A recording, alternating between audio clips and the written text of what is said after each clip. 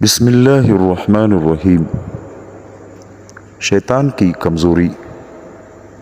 دوستو، شیطان مسلمان کے کن باتوں سے کمزور ہوتا ہے اور شیطان کو مسلمانوں کے کون کون سے عادت برے لگتے ہیں؟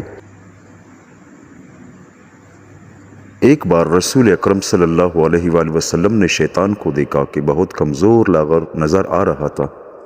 آپ نے اس سے پوچھا، تیرا یہ حال کیوں ہو گیا؟ شیطان نے کہا، اے رسول خدا، آپ کی امت کے 6 کاموں کے باعث پریشان ہوں۔ مجھے ان کاموں نے دیکھنے کی طاقت نہیں ہے اور میں ان کا متحمل نہیں ہوں۔